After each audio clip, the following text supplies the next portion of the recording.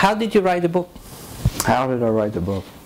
Well, on 9/11. Where were you in 9/11? I was in Austin. I live in Austin, and I was every Tuesday morning I would go to Spanish breakfast. We'd speak Spanish for an hour, and I came out of breakfast and heard NPR and rushed home. And at that time I was really getting out of journalism.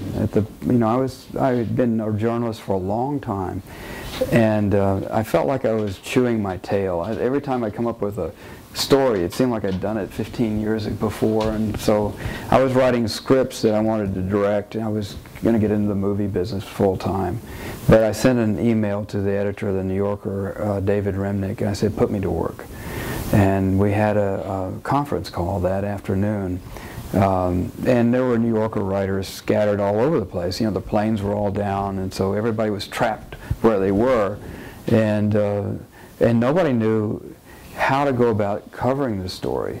You know, ordinarily the New Yorker closes Thursday afternoon. This was, you know, Tuesday afternoon, and David said, you know, just find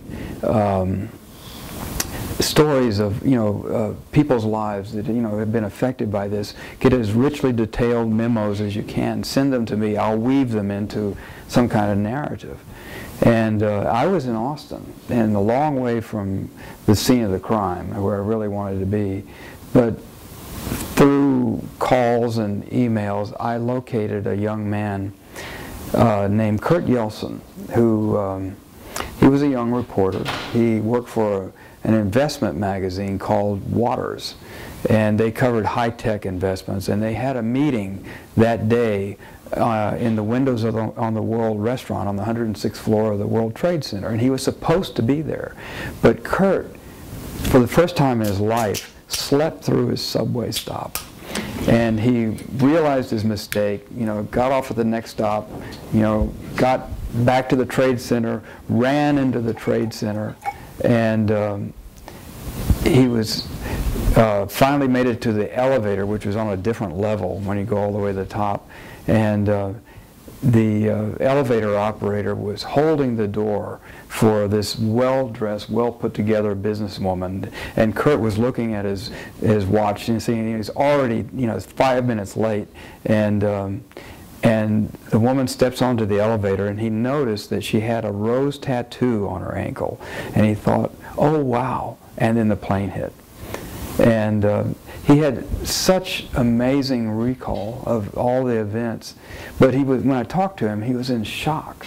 And he talked to How did you find him? Well, through an email correspondence. I sent out a mass of emails. Anybody know anybody, you know?